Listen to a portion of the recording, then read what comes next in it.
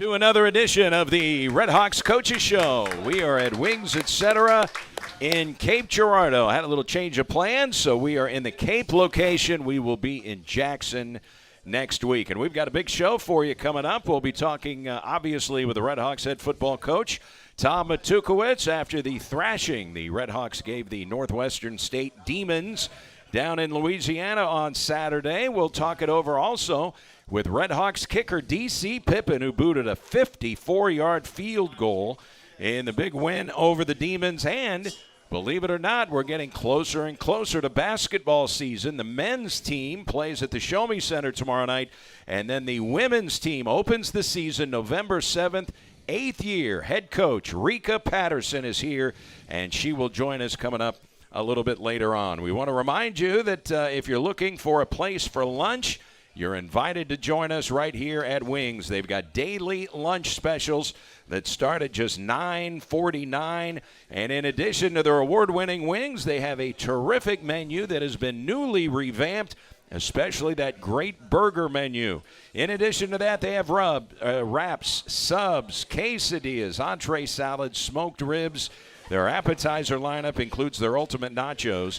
And if you have not tried their spicy deep-fried pickle chips, do yourself a favor and get an order of those. It is Wings, etc., home of the Coaches Show, good food and great times. Let's welcome in the Red Hawks football coach, Tom Matukowicz. How are things, Coach? Good, yeah. Good to get back in town. It was a pretty long road trip and unique, a first in my career.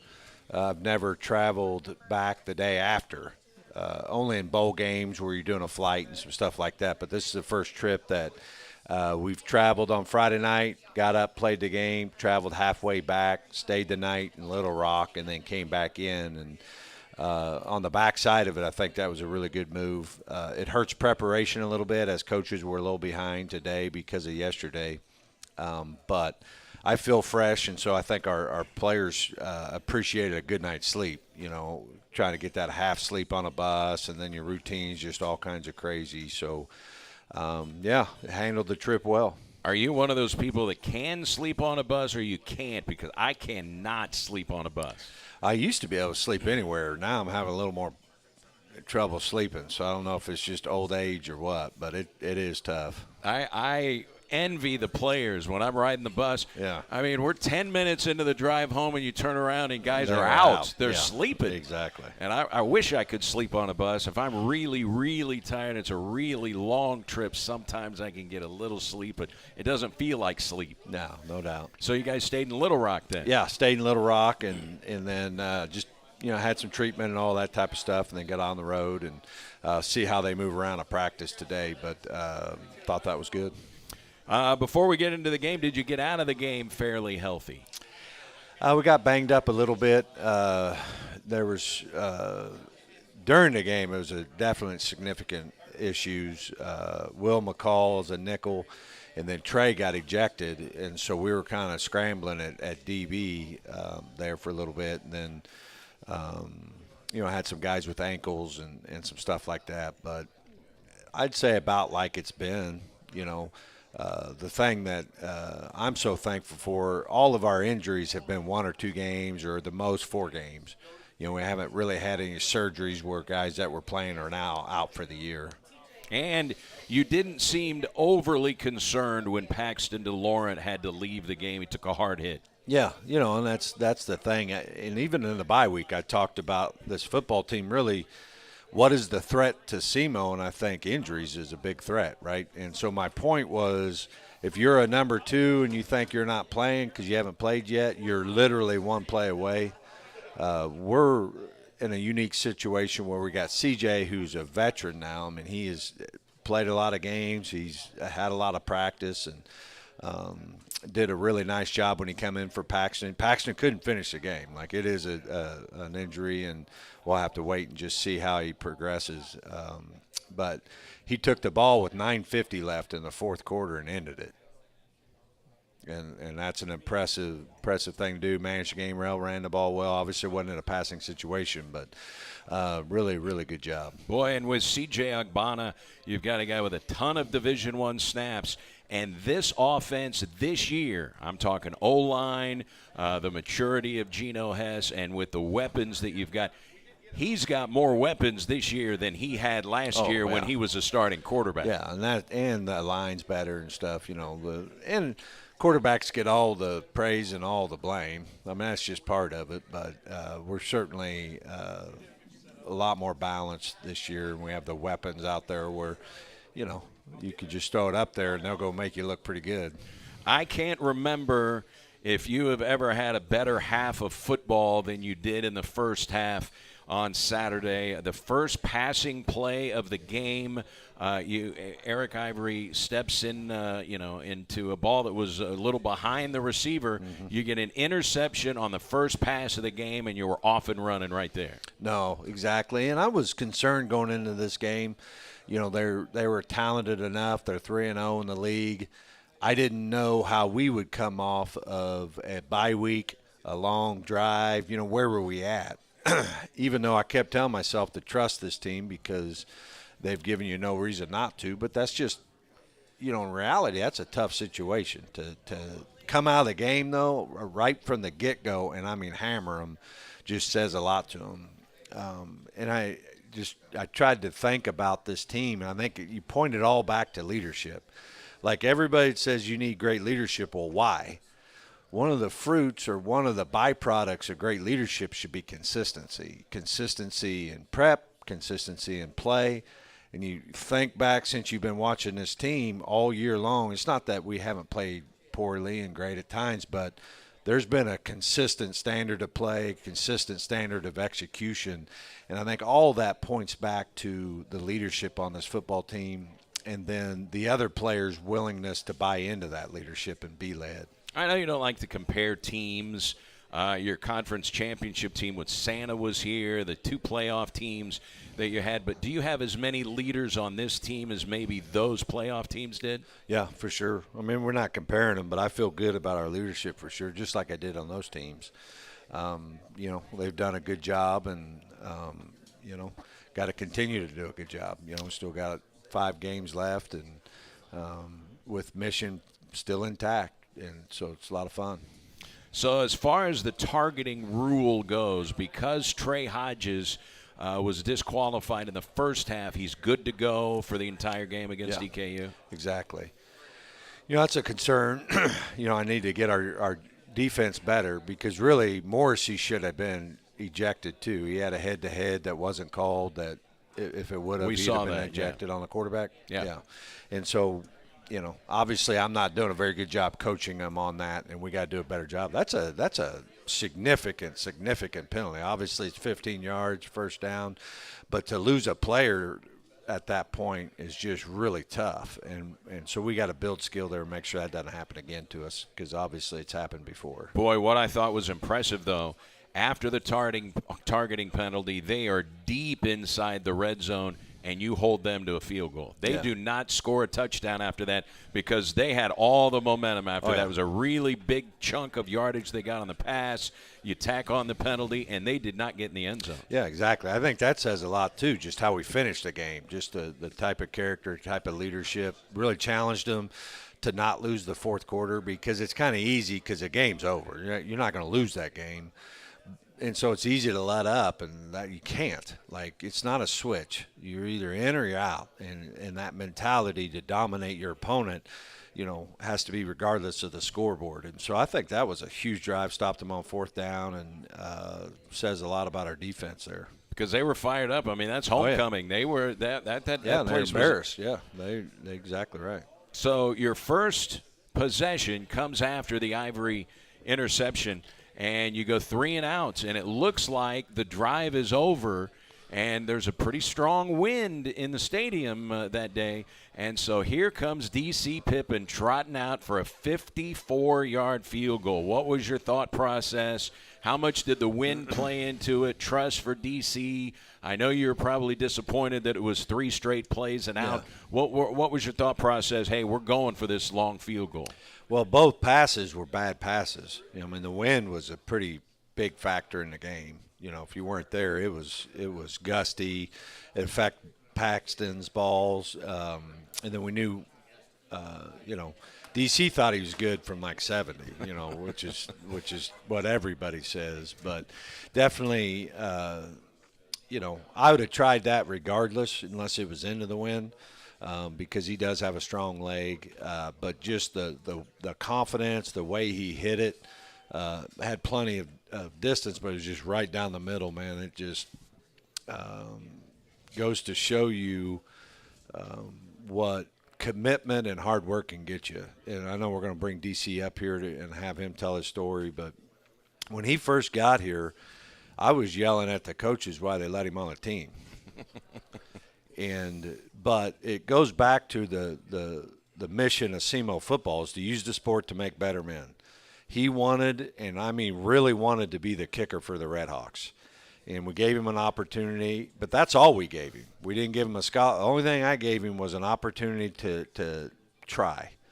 And he got here, and seems like he kind of found his home, and, like young kids, a little lost, and, what am I doing here at school besides grades and all that stuff. And he has just really matured off the field, and then on the field, after those 3 straight games, he missed a field goal. I said, hey, we need to come up with a get better plan. Why don't you write some stuff down and send it to me? He texted me a Google Doc form that was 3 pages long, written out his get better plan. Impressive. That's not normal. No. All right. If you're not dealing with young people, that's an old person thing. Like, that skill set doesn't get learned until later in life usually. So obviously he was raised well. He's got great parents, but he's going to be successful at whatever he does. Once he leaves here, I think he's a business major if I remember right. But he's going to be super successful because of what he's done up to this point. And I'm just proud of him. That's why I got him here on today's show. But also special teams. That was a domination on special teams. The turnover margin, they don't count. But really there's 3 possessions Northwestern State didn't get. We had an onside. We kicked a sky. They mishandled. We recovered. And then we faked a field goal. That's 3 – or faked a punt. That's 3 possessions that the Demons are on the sideline. And so Cole Cook is our new special teams coordinator. Got the job in July because our other special teams coordinator went to Rutgers. And so, I mean, this was really, really late. And for him to take over special teams that late in the process just says a lot about him and some of our players. I think he's a finance major. We'll verify that, but his That's bio about says right. He looks like he can do math well. And last year, he just got just a sip of coffee. Kicked 2 extra points against SIU, just barely got on the field. Yeah. No, and all along when he kicked, you're like, okay, he's got Division I talent. But that's what people don't understand. There's a tremendous difference between Division I talent and Division I skill. Skill's what you turn this into, right? And he had to learn a lesson, which I had to learn even as a coach. I mean, he wanted to be the kicker here so bad that when he would go out there for the competition type kicks, what would happen when you have that kind of stress? Right? Tighten up. And so what I had to learn, what ultimately all great competitors have to learn is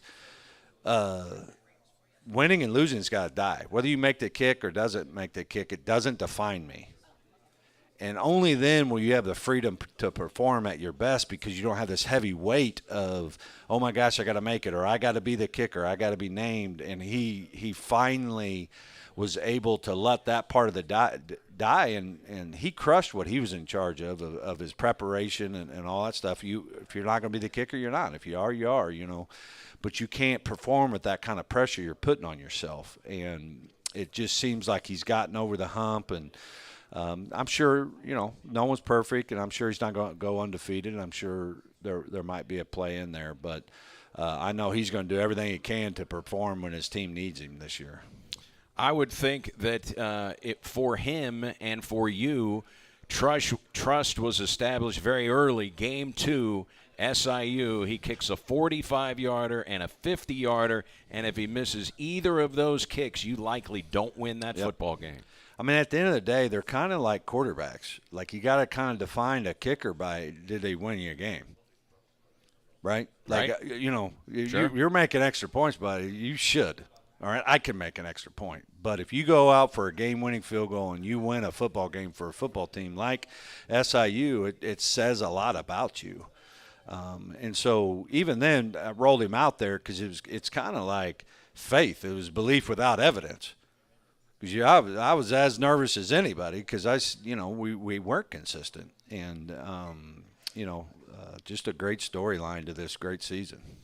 The Red Hawks have moved up to number 15 in the Stats Perform media poll, number 14, I believe, in the coaches poll. So continuing your ascent up the charts here, and you'll get an Eastern Kentucky team. We'll talk more about EKU coming up, and an update on their head coach who suffered a heart attack prior to their season opener. So we'll talk much more about that.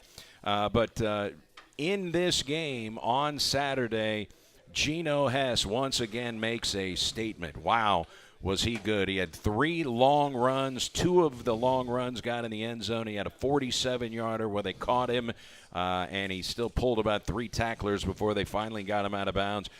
207 yards rushing and 3 touchdowns for your All-American running back.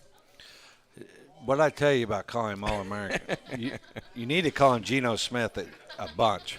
All right, humble his ass. But anyway, he had a great game, and, it's hard not to just be so happy for him. One thing that was a key to victory on offense was yards after contact. Yep. Breaking arm tackles. Teams have had success with run after contact, and so that was something we stressed all week long, and the offense did a really good job. But I'll tell you, the offensive line just put in another really, really good performance. Obviously we rushed for, was it 400 yards? Yep. And then, the one sack wasn't on the O-line. It was on protection at tailback. So really, they gave up no sacks and rushed for 400. So just a great job. Coach Orchard's done a phenomenal job. First-year Division I O-line coach, and I know he put so much pressure on himself to – make sure he does his part for the Red Hawks, and they're really doing a nice job. But you kind of foresaw, as I think back to some of the conversations we had when Lucas Orchard was a player, you kind of foresaw that this guy gets it. He knows what's going on. He's the quarterback of the offensive line when he's out there making calls. You could kind of see if he wanted to be a coach that he was going to be a good one, right? Yeah, and I knew he wanted to, and so all along you would, work on some of that and bring him some teachable moments, and his ability to connect with different types of people is one thing, right? A lot of times, O-line are all like this, you know what I mean? Body types and all that stuff, and you don't hang out with skinny people and little people, but he does, he does a great job of developing relationships throughout the team. Even as a player, he did that, and so I knew he'd be a really good coach, and now he's got to be able to recruit. And that's half your job. He's got to be able to do a great job with that. But he's got an outstanding future ahead of him. And that's a different skill set, learning how to recruit, not only to identify talent, but to foster that relationship and then evaluation. Then close. Are you the closer or the assistant coaches close? I mean, how does that work? I think most programs it's the head coach at the end. At the front end, it's a lot about the relationships, and sometimes, like Geno Hess didn't have another offer. But if it's hard to believe. Yeah, but in a hot contested recruiting battle, a lot of times you got to be able to come in and maybe sway it one way or the other, and I blow a lot of them too. With Geno Hess, as easy as it is now for guys to transfer out of programs, you had a running back that was playing with Geno Hess. Mm-hmm. He decided to wave the white flag. I'm sure there were times where, if you just stand from afar and you say, boy, I wonder if Geno Hess is going to transfer, man, that guy has stuck to it here. Yeah. And, and he's bearing the fruits of that. And I think it points back to how you're raised. Like his mom and dad are as good at people as they are, His mom cooks too good for him when he goes home, okay? But other than that, she is a stud, and his dad's everything you want in a father. And so, I mean, he's raised well to respect, loyalty, and it's a give and take on both sides, and you got to pay your dues a little bit early on, and thankful that he decided to stick it out. Do you have weight clauses with some of these guys where, okay, here we need you, where you really monitor weight, or do you not do that? Yeah, we got guys that have to gain weight that are coached just as hard as the guys that got to lose weight, and you just got to try to educate him and all those things. And that's really why the strength coach, Coach Knapp and his staff, they do such a great job. It's just hard. Especially if guys have bad habits, to manage that, because there is a lot of time when they're home and their body can get out of whack pretty quick. Coach Ryan Napoli left after a successful stint here and came back. How'd you get him back? He loves Cape. He loves SEMO. And, it was just one of those things that happened to work out. And really, I tried to hire his wife, Kelly. I wanted her back. But it ended up she wouldn't take jobs, so I offered it to Ryan, and glad that they're back. But package deal. No, they're a great team, and glad to have them back. And all athletics, they don't just do football. Ryan, Coach Knapp, and does all the sports, or has other staff that does it. But he has an impact on all sports. Boy, I thought it was great. It's funny, when we were doing the broadcast, Rick Weezer, who's seen 1 million games, he's in the Hall of Fame, conference-winning quarterback, played baseball at SEMO, so, he's seen it all. And after you get the touchdown and the unsportsmanlike, you're kicking off from midfield, and Rick just flat out said, man, this is a good time for an onside kick, because even if they get it, they're not going to get great field position. Not only did you kick the onside kick, it was a perfect kick. Was it Krause that kicked it? Yeah. Krause kicks the onside kick, and Bryce Norman gets the football before it goes out of bounds. Yeah. Tell us about that play. Yeah, just like you said, it was a risk-reward, right? So I'm risking basically 20 yards of field position, right, over the reward of a whole nother series, right, and taking a series from them. So the risk reward is kind of a no-brainer, to be honest. I don't know why more people don't do it. Jackson did it the other week. Did he? Yeah. And so it's, from that way strategy, it's not, as long as the guy can kick it. And then, but the ball did go in the guy's hands. So he had it, and then, the thing about the onside is after 2 hits, there's no rules. It's prison rules. So. Right. I mean, someone smoked him and then fumbled the ball, and then Bryce was right there like always, like what Norman does, and he just makes plays. And then you decide, and it was funny again because Rick Weezer called it again. He said, man, this is a good time to fake a punt here, and then all of a sudden here's a direct snap to Will Weideman, and he goes rumbling down the field, and the thing I like best, other than the fact that you got the first down, there's a 190-pound DB. He's the only guy who's going to tackle Weideman. And I didn't know if he was going to tackle him, but I knew that Weideman was going to put a hit on him. Yeah. And, man, he left a stain with that guy. Now, he got him down. He went low, which is what he should have done. Right. But I can imagine what was going through that guy's mind, seeing 250 pounds Will Weideman coming at him. Oh, for sure. That was a fun play. We obviously work fakes all year long or whatever, and they had kind of lined up totally different, and so really it wasn't a great look, and our players just made plays. They adjusted and got a hat on a hat, and then ultimately Will's just kind of hard to tackle. Yeah. He was going to get 3 yards. He ended up getting 20 or so, but that was fun, and I think our kids really buy into it. Some coaches, they the game, we'd have probably won the game without the fake punt, and so some coaches wouldn't run the fake so you could save it for the next week or whatever. But I just think, guys need to have fun on special teams and realize how to have the impact in the game, you know what I mean? So when you got some fun things to run, you need to run them. And that was fun to see. And then your wide receiving core does it again. The big three all had a touchdown reception. Ryan Flournoy, Johnny King, and DeMaurier Vick. Yeah. Only catch of the day for Vick, but it seems like he only comes up with big catches. Yeah. Game winner. That was a big one. At SIU, and nice then one on Saturday.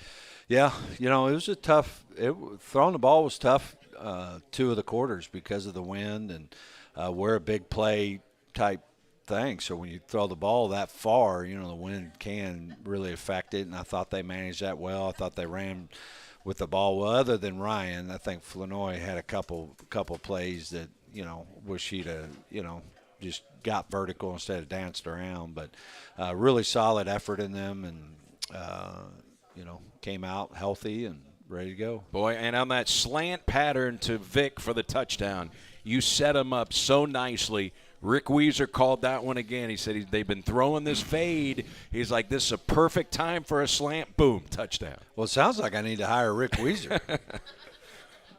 He's good. Is he? He knows the game. Yeah. But you were setting them up. I mean, that was a perfect call for that, because that DB had fade pattern in his mind. He gave him one juke to the outside, went in, and beat him. Yep. And I think it goes back to that they were all in the box.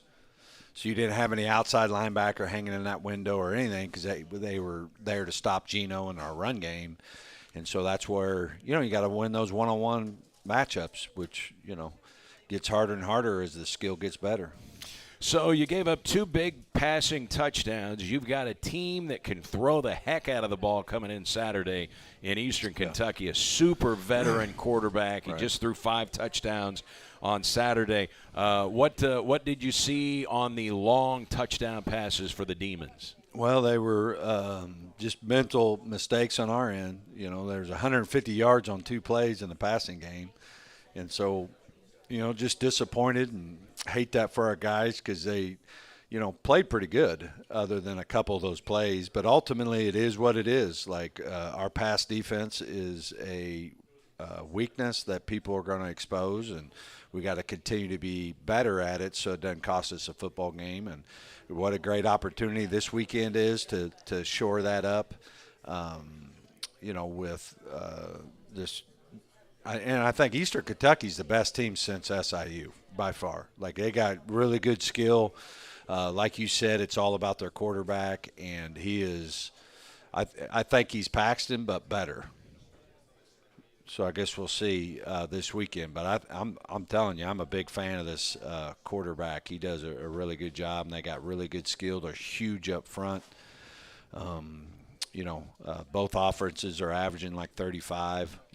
This is going to be a fun game. Guy's name is Parker McKinney.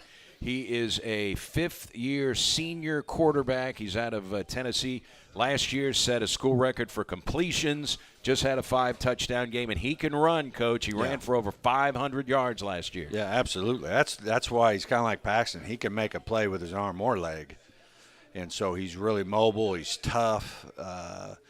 If he knows what coverage you're in, it's a problem. So because he's extremely intelligent, just like Paxton. So this is going to be a fun game. I can't wait to watch him play. He has my respect for sure, which isn't easy to get. Their offensive line from left to right goes 6'7", 6'6", 6'4", 6'5", 6'6". Yeah, it's the biggest O-line since Iowa State. And so they're good. And number 21, they're tailbacks, I think, dynamic. Brandon Sloan. Yeah, he's got really good vision, and just like I said, they're balanced too.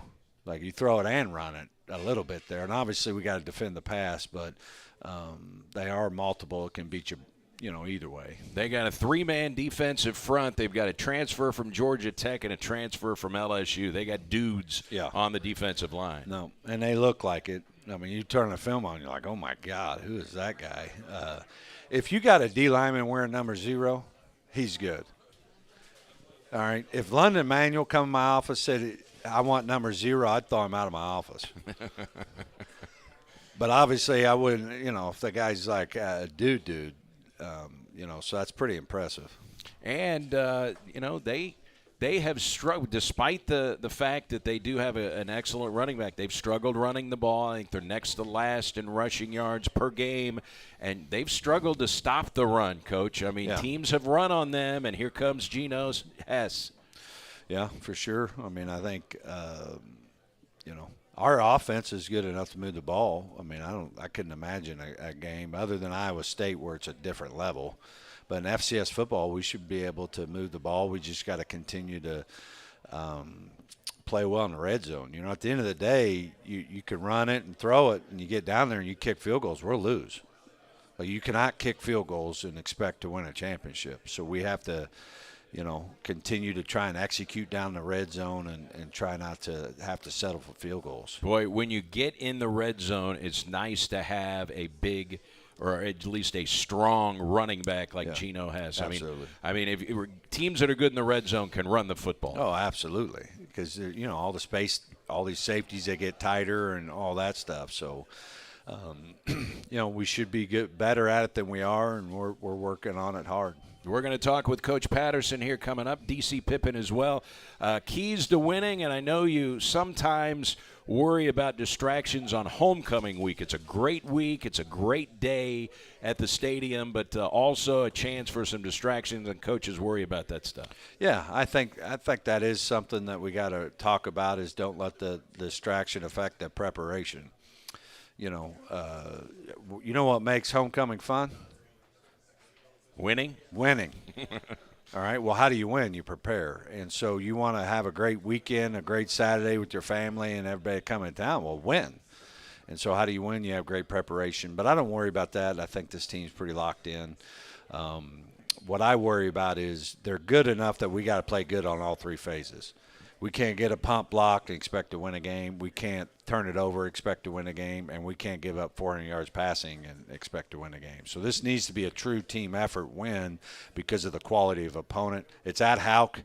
The game's already sold out. We need everybody there to enjoy a great football game. This is a big matchup. Like, this is a big game. We need you to be involved. We need you to be vocal and cheer on the Redhawks. And one of the stats that may go under the radar, doesn't for you, third straight game without a turnover, 7 games. You have 4 turnovers, among the best in all of college football. Yeah, they're buying into it and building the skill that way. On paper we just went +2, but really we're +5 on Saturday. Sure. They don't count those other ones, but and I think our guys understand the value of that and how you can go win a game, especially when it's a 1 or 2 possession game, right? Like, this is probably going to be one of those. So we got to really double down on those skills this week in prep. And you haven't had a tight game since week 2. Yeah, exactly. So, it's going to be fun.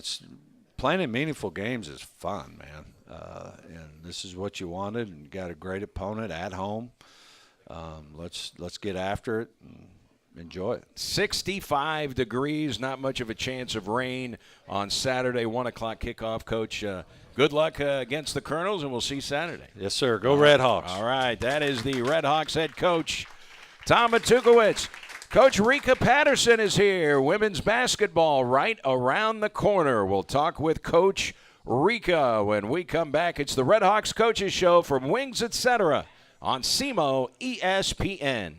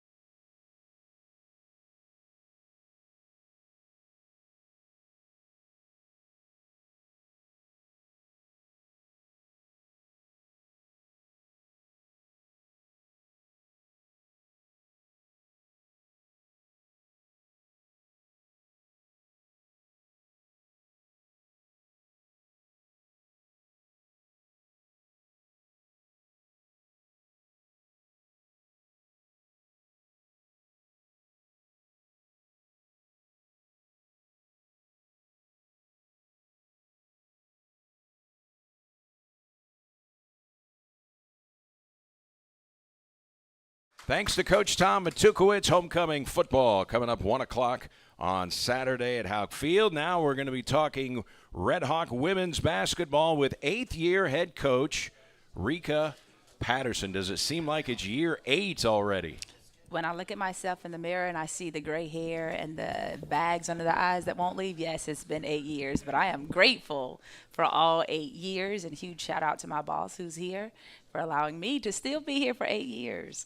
Fantastic. OVC tournament champions, and, of course, people still excited about the way that whole tournament went down. And every once in a while, do you sit and think, God, I can't believe we couldn't go to the NCAA tournament because of COVID? You know, I'm going to be honest. I struggled to watch the tournament the last 2 years because you just missed out on an opportunity, and you really feel for those players. I mean, I think every basketball player dreams of playing in the NCAA tournament and seeing their name pop up on Selection Sunday, and I hate that those young ladies didn't get to experience that because they had a special year. But on the flip side, I am grateful that our conference tournament was as early as it was, because we could have been a team that could have, but we are a team that did. So I will take that and try to focus on that. So I'm sure some people have looked at the schedule and they say, Coach, I don't see any exhibition games. The men are playing 2, including 1 tomorrow.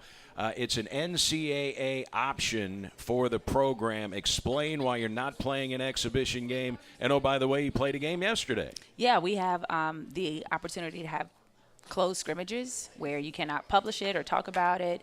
And we just chose to do that this year. Thought it would be really good for our team. We're going to have a home opener on November 7th. So we felt like the closed scrimmages would allow for us to do some more teaching and some in-game coaching that you can't get in an exhibition game. And much like COVID, no fans are allowed to be there, but you got 1 at home yesterday. You have 1 on the road coming up, and that's an opportunity for some of these young players. I know it's not a hostile environment, but it's still on the road. Yeah, I think Coach Tuke talked about traveling, teaching players how to travel and how to prepare, and, how we travel, because what they did in high school or what they may have done at their previous school may not be what we do. And traveling is a huge part of the season.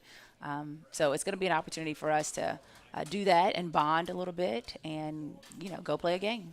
So the transfer portal is such a big thing now in collegiate sports, football, but every sport with the transfer portal, and you utilize the transfer portal a little bit here. Yeah, absolutely. It is part of college athletics, and I don't think it's going to go away. I have an ex-husband, so I guess I was in the transfer portal. I'm still in there. But it's part of it. We wish those young ladies that were in our program the best of luck at their new locations, and we are excited about the ones that chose to join us. That's what I was talking about. You transfer portaled some players in. You've got a lot of new faces on this year's team. Now, Julia Sion transferred last year. She wasn't eligible, but there's a post player with a lot of Division I experience. Yes, great size, good athlete. She was able to practice with us all last spring, and so she's been in the program, so I don't even really feel like she's a new player. How much of an advantage is that for her? Oh, I think it's absolutely an advantage because she was also able to travel with us and practice with us on the road, which is a new rule that we were able to take advantage of. But she's just been in the system, been in the program. She knows what practices look like, and for anyone who's transferring in, that definitely gives you a sense of comfort whenever you've been through some practices. And in the preseason voting, Kennedy Watkins was named preseason All-OVC. Boy, she's got a lot of talent, Coach. She does. Such a great young lady, number one. And then really good basketball player. We threw her in the fire as a freshman, and she is looking forward to having a really good sophomore year. She works hard. She puts in the time. She is adding to her game. We've been able to see some of that in practice and also yesterday. All right. The point guard position is always such an important position in basketball. Let's talk about the point guard position for you. Yeah, well, we've got Corey Tomlin coming back for her senior year, who played a lot for us last year. But we have a transfer from the state who was at Grand Canyon last year, and she has come back home, and we are excited to have her in a SEMO uniform. Much like Carrie Shepard did. Yeah. I think our fans are absolutely going to love her. She, great defender, led her team in steals last year in limited minutes, really good in transition, and she's a winner. And so we're excited that she wanted to come here and wanted to come to SEMO. We got on her as soon as she hit the transfer portal. The day she went in, I made that phone call to her, and we started that recruiting process. You know, there are programs that have, and especially in football, they have an assistant coach who is strictly dedicated to the transfer portal. They have transfer portal coaches. That is true. And we have a coach who each week she looks at it and she gives us an update on players that are in. Now it's a little bit different because you have to wait. NCAA rules have changed. You have to wait till so many days after your championship before you can go in the portal. But, yeah, we have a system in place that they check. We get the information. We send out a DM if we don't have their phone number or email. Now, one of the players you really missed last year was Sophie Buzzard. She tore her ACL right before the season, like Carrie Shepard did. I mean, you've had some bad lucks with ACLs, but Sophie Buzzard is back, and, man, she can do a lot of things. She can, and probably the most important thing that she can bring to the table is that championship experience, you know. She's always been a blue-collar player. She has worked every year to improve. Hate that she wasn't able to play last year, but excited to have her back on the court. She's just someone that understands the game, understands the SEMO way, and exemplifies it in everything that she does. Is she one of your leaders in energy? Because we're getting ready to broadcast, and the players are warming up. She's in street clothes. She goes right down press row and gives us fist bumps before every game that we played at the Show Me Center. That's Soph. I mean, that is typical Soph. She is definitely the energy. She communicates well. She makes sure everybody understands what we're doing, why we're doing it. Even in our scrimmage yesterday, she grabbed the clipboard and she was drawing up a play for some of our players who were struggling with one of them. And I was like, look at Soph. That's what you want in a senior. That's what you want in someone who's been in the program, who understands, and she just gets it. I think one player I was excited about, she didn't play a lot because of injury, is Deanna Reed, and she is a really big body in terms of giving you size down on the post, Coach. Tell us about Deanna Reed, because when you look at a roster and you see 6 feet 5 inches tall, I mean, Latrice Sane wasn't 6 feet 5, and she was, you know, much more thin type player. Deanna Reed looks like she can be really hard to deal with, and in limited minutes last year, she was hard to deal with. Yeah, you don't find 6'5" just walking around. And, you know, Dee's freshman year, I hate that she got injured when she did because it took her a while to come back. And as a freshman, and when you have to sit out, it's hard to recover from that. But late in the season, we were able to see some of the things that she can do, and we're hopeful that this year, you know, she continues to build off that. She had to make some decisions from last year to this year on what she wanted, and we are grateful that she recognized the power that she has within herself, and that she didn't need anyone else to validate that. That's one of the hopes of the program, is that our players recognize that everything they need is already inside of them, and they don't need to go outside or outsource that.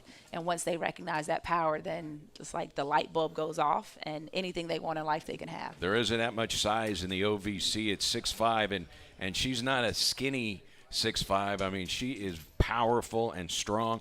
Is there ever a time, I mean, I don't know how you're working your offense, where Sion and Reed are on the floor at the same time? You know, there could be. It all depends on who we're playing and their ability to defend, you know, our opponents. That we want to make sure we put them in a position to have success. But yes, we think that Julia, she goes by Juju. Juju should be able to play with Dee. We have a transfer in by the name of Tamia Stallings. And when you look at Dee, you think Dee's going to play a certain way. Well, Tamia, who is much shorter than Dee, plays that way. She gets to be that physical, tough, throw you around type player that we missed and that we need. Those two can also play together. So we're going to see. We're going to experiment with some different lineups. Can go big, can go small. I do think we'll have some depth this year, and we'll see what happens. All right, shooters. I know Sophie can shoot it. Do you have shooters on this year's team? Yeah, well, according to the stats, I'm not sure if we have makers, but we do have some shooters. That's definitely something that we will continue to put time in the gym and work on. But we do believe we have players that can make shots. Again, Kylie Flowers, who's a transfer from Grand Canyon, she can hit open shots. Alicia Doyle, who is a freshman from Carterville, Illinois, she is going to be such a breath of fresh air. She can hit open shots, and she has such a jumper. It's amazing at her size how high she can jump. We got a transfer in, Mina Henderson, that can shoot the three. And so it's our hope that we can throw the ball into the post, because I'm still old school.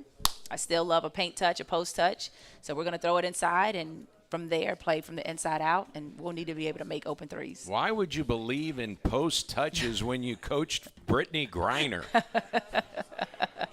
Because Brittany Griner led us to 40-0 and a national championship, and our goal is to win another championship here at SEMO. I can see why you believe in the post touch. Hallie Smith had a solid freshman year. I don't know if you expected her to play as much as she did as a true freshman. That's hard at Division I, but boy, she continued to get better. She just, as the season went along, she just looked to gain confidence, Coach. Yeah. She had a rough patch her freshman year where she was struggling to make shots, but Hallie was the first one on the floor, the last one to leave every day of practice. And I think when you put in that type of work, the gods have to give to you. Like, you just don't work that hard and nothing happens for you. So she got in great shape over the summer. Huge shout out to our strength coach, Danny Strom.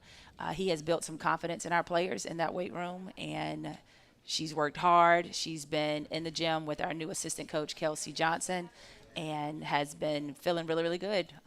Had a little bit of an injury, a setback a week or so ago, but she's making her way back, and you have to love Hal, because she cheers as hard for other people as she does for herself, and that is a wonderful trait to have. Strong. All right. I for like your that. strength and condition. How about your schedule, Coach? You get health sciences and pharmacy for your opener, and then it is out on the road. Back-to-back teams out of the SEC, Ole Miss, who you've already beaten, and the University of Missouri. That's a tough start, playing one of the best conferences in the country. Very much so, a tough start, and it's going to obviously tell us a lot about ourselves. Our goal is to get prepared for those games. November 7th, the very first game, is going to be our classroom on the court. So looking forward to having thousands and thousands of screaming kids in the Show Me Center. That's fun. That's a fun game. It is. So fans, if you do come to that, make sure you bring your earplugs, because it gets pretty loud in there. But love to have an opportunity for these young people in this community to come on a college campus and see what that's like. Could be the very first time they ever get a chance to do that, and who knows, it might open up their eyes to the possibility of going to college. And then, like you said, two SEC opponents back-to-back on the road, have had success against Ole Miss in the past. Unfortunately, I'm not taking that same team down there this year, right. But it's going to be a great opportunity for our young ladies to play against, like you said, the best conference. All right, your Thanksgiving tournament is in Orlando, Florida, and I know it's a business trip, but you can't tell me that your players didn't look and say, man, we're going to sunny Florida in late November. Yes, they are excited about that trip. Interesting to note, even in 2022, we have players on our team who have never seen the ocean. And so we are going to make a point of taking them to the beach so that they get that experience. That's part of traveling. That's part of, college athletics, is seeing parts of the world, seeing things that you've never had a chance to see before. And we're going to make sure they do that. And we're going to, of course, go visit a park. Because if you're in Orlando, you might as well, correct? You got MGM, you got Disney World down there, all sorts of things. Yes, so we're going to obviously go down there for a business trip, but we're also going to enjoy ourselves. You get to go to legendary Fog Island Fieldhouse and play the Kansas Jayhawks. Yes, we do, and we have one of the best to have ever worn a Kansas Jayhawk uniform on our coaching staff, and Carolyn Jenkins. She played during the Brittany Griner era, but she is top 5 in scoring and rebounding in their program history. So we're going to get a chance to take her back home, and I think that's going to be a special moment for her. And you've got the second leading scorer in the history of the OVC, Jasmine Newsom, who terrorized SEMO when she was there. Is this her second year as an assistant coach? Yes, she's our assistant coach and recruiting coordinator, and I definitely wish we could have used some of those points that she put up in her college career to help us out. But as she tells recruits, as she tells our current players, I want y'all to be better than me. Now, that's a very difficult thing to do. Oh, I saw her play. Yes, but she gives to them the same way she played. All right, and then you're going to Evansville, so they get to play on the floor where the OVC tournament is. Was that by choice to go to Evansville to expose them to that building where the tournament is played? Well, their women actually play on campus in a different Really? facility. Yes, it's a much smaller venue, really, really small. But we are going to be in Evansville, and the goal is for our players, again, because we didn't get a chance to go last year, but for our kids to understand what that means to go to Evansville. Like, we're going in the non-conference, and our goal is to be there at the end of the season. All right, it gets underway November 7th. Coach, is great to catch up, and it's going to be here before we know it. Can't wait for the season to get started. As always, thanks so much for your time. Thank you. Coach Rika. Stay tuned. We're going to be talking with D.C. Pippen, the Red Hawks kicker, when we come back. It's the Red Hawks Coaches Show from Wings, etc.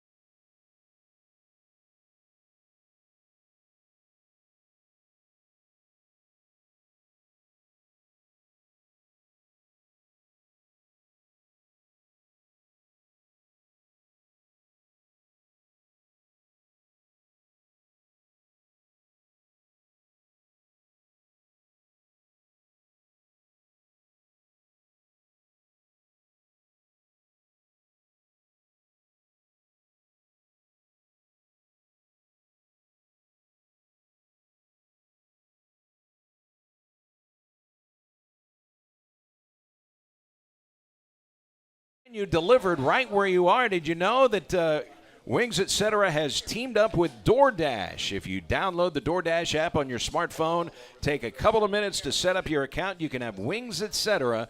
delivered right to your front door. It is Wings Etc.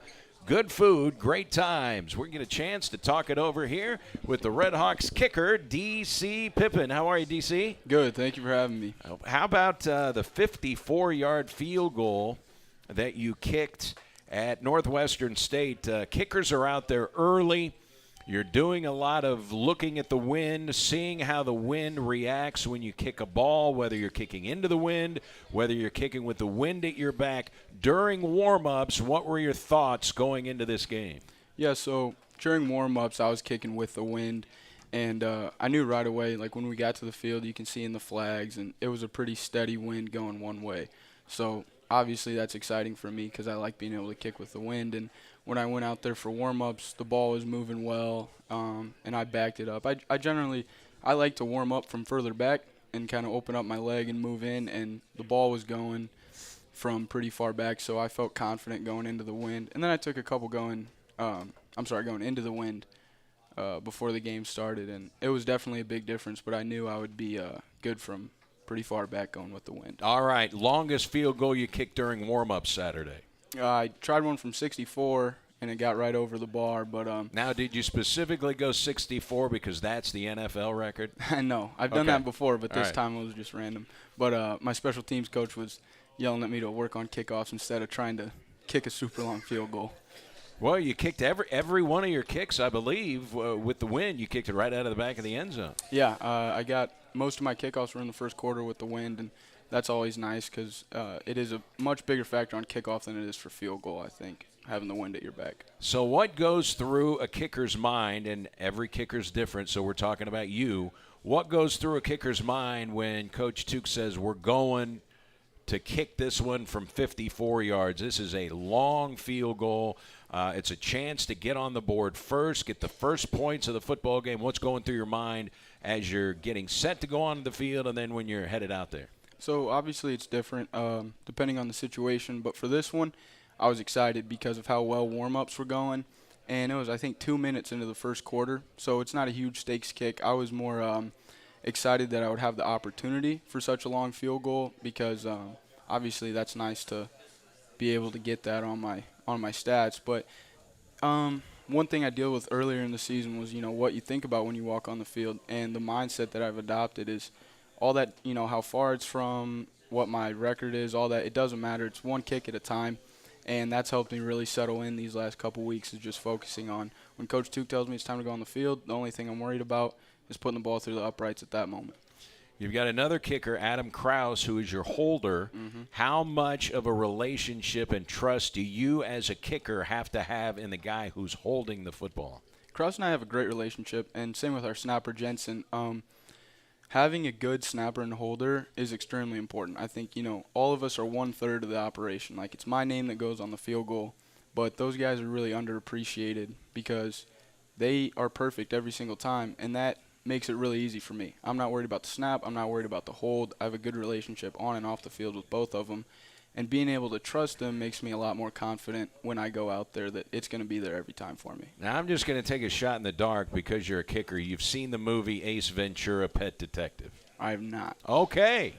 Well, it's all about a guy that NFL kicker for the Miami Dolphins that missed a field goal because the holder had the laces in, and it was all about laces out. What happens if it's like maybe a bobbled snap or a bad snap and the laces are in? How can that affect the kicker, or where should the laces perfectly be? Should they be straight out? They should be straight out, and that's what's happened every time with Kraus. Luckily, I haven't had any experience with the laces facing me. But when it does happen, it makes the ball fly off your foot weird. A lot of different things can happen, but I haven't had to deal with it, and I don't think I will. Okay, they faked a field goal earlier this year. You took it around left tackle, tried to get in the end zone, didn't make it, but how fired up were you that they called that particular fake field goal? I was excited all week. I run that in Madden all the time, and I definitely practiced in Madden a little bit that week. But when we went out there to call it, I was excited, and then I got the ball, and I was supposed to just turn the corner, hit the pylon, saw a couple guys, and I don't exactly have field vision. I'm not Geno Hess with the ball in my hands, so I just started trying to make something happen, but it didn't. Now, you're from Springfield, Illinois. I'm from Macomb, Illinois, only a couple hours difference, and you did a lot of punting in high school. I did. I punted some, but it's just not really something I do anymore. Haynes is a lot better than me at that. Boy, how good is he? I mean, if it's stunning to me if he doesn't pin a team inside the 20. I don't think it's happened this year. Yeah, he's really, really good. I think he's an elite punter. And it's just he's at that level where you just expect it to happen. Like you said, you're only surprised, you're only really watching if he doesn't put it inside the 10. And I just think that's how good he is. He's a good ball player. As a special teams player, were you fired up when they called the fake punt? Oh, yeah, absolutely, because I wanted to see that. I knew Jensen wanted to see that. Anytime anything unordinary happens with special teams, it's exciting. So Coach Tuke talked about you coming to SEMO and how hard you worked and how bad you wanted to be the kicker for SEMO. Take us through a little bit of that. Yeah, so, I mean, when I first got here, as Coach Tuke will tell you, I was a complete knucklehead. I didn't have my priorities straight. I wasn't doing any of the right things, but I sat behind Kenny for a while, learned a lot from him. Kenny Doak, last year's kicker. Yep. And when he left, I decided that the one thing that I wanted to do was be the kicker here. And that was all that was in my mind, and I completely flipped a switch. I just changed what I was about, what kind of habits I was doing, and that was the only thing I was focused on. And my dad always tells me, when you're in pursuit of a goal, you need to do everything you could do, and then you can't be happy or unhappy with the result. And that's what I think I did. I put everything I could into it, and like Coach Tuke touched on earlier, I was fortunate to be the starter, but if I wasn't, I'd still be proud of myself because I changed a lot as a person more than the football player. Because when I first got here, I think I would have made a 54-yard field goal. But the improvements I've made in my personal life and off the field are what has made me found success now. Yeah, people need to understand being in high school under the thumb of mom and dad, it's a different animal when all of a sudden you are far away from home. You've got the freedom of being a college student, and it was one of those scenarios. It sounds to me like you decided, hey, this is not the way that I'm going to be the kicker for SEMO. This is the way I'm going to be SEMO's kicker. Yeah, that's exactly right. I had a lot of growing up to do pretty quick. And I knew what I had to do to be the starter. I knew, I'm blessed to have the natural talent, but there were some things that I was going to have to do, and I decided to do them. You have not missed an extra point this year. I'm sure you take a lot of pride in that. Yeah, I think, like Coach Duke said earlier, that's how it's supposed to be. Though I plan on keeping that up.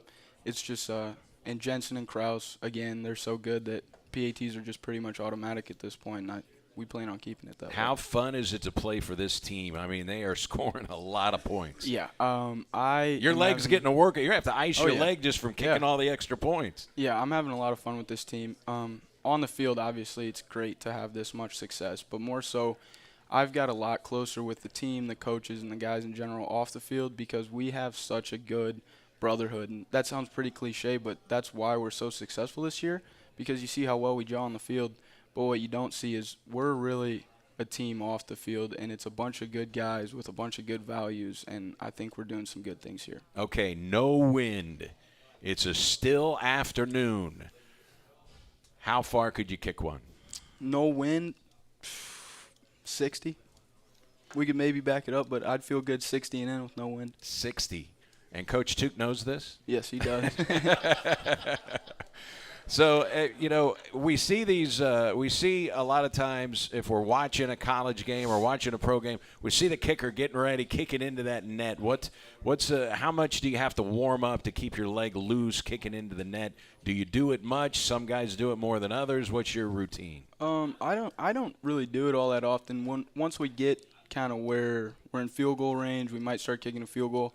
I'll take a couple kicks that are like game realistic, take my steps the same way I would, and just do a couple. And then I just stretch and stuff to stay loose. But the problem is with our offense, we'll have it in midfield, and I think I have some time. And next thing you know, Johnny King's on the 4-yard line. So sometimes I don't have time for the net. I just got to go out there. How fun has this been? What's that, the season? This season. It's been exceptional. I think winning this much is always fun. And if anyone says it's not, they're lying. Because being 6-1 feels good, and just being able to go to these different places and just college football is a great experience, and it's just a lot of fun playing with a group of guys like this. How much success did your high school football team have, and when did you know that you wanted to be a collegiate football player? We were always pretty all right. We were 7-2 at our best, but we never won a game in the playoffs. But I had always had college football in my mind, but it was actually, when I came here, it wasn't for football. I just came to SEMO to go to school. And I decided in that fall, when I just went out to kick because I still enjoyed doing it, and I just decided, it's not over. I want to keep doing this. So I just worked hard, and I tried to talk to coaches and stuff, and eventually they gave me a shot. So do you ever look back at some of the old film on YouTube of Mark Mosley for the Redskins or Tom Dempsey who kicked the 63-yard field goal, the straight-on kickers? How weird would it be to try to be a straight-on kicker like they were back in the day? I don't know. I guess it worked for some of them, but I think the soccer style now is much more effective. But I've always wondered what it'd be like kicking straight on. Man, it looks weird now looking back. Did they really kick like that? Yeah, just straight on with the toe. I saw Doug Flutie drop kick a field goal in an NFL game once. You ever work on the drop kick? No, I don't. Haynes is actually really good at that, but I think it's still legal. I think you can still do it. It is. So it's legal. Might try it sometime. All right. It's going to be homecoming. What's that mean to you? And you're going to have family here for homecoming? Yeah, homecoming's always exciting. My family will be here. My mom is at every game, so that's nice. But actually, a guy I played with in high school, one of my good friends, I played with him freshman year. He's a O-lineman on Eastern Kentucky, so it'll be a nice reunion. We both were fortunate enough to go Division I, so it means a little more to me this week. That's pretty cool from your high school, 2 D1 guys. Yeah. All right. Well, congratulations on all the success. Stay healthy the rest of the year, and we appreciate your time today, D.C. Good catching up with you. Thank you. All right. D.C. Pippen, Red Hawks kicker. Maybe he'll kick a 50-plus yarder on Saturday against the Eastern Kentucky Colonels. It's a 1 o'clock kickoff, and we hope that you're able to make it to Houck Stadium. If not, you can hear the game on the Red Hawks Radio Network and Real Rock 99.3 FM. Thanks to D.C. Pippen, Coach Rika Patterson, Coach Tom Matukowicz. Hope you can join us for homecoming on Saturday. And don't forget, Red Hawks men's basketball, 6:30 tomorrow night at the Show Me Center against Fontbonne University. Enjoy the rest of your Monday, everybody. For a final time, we say so long from Wings, etc.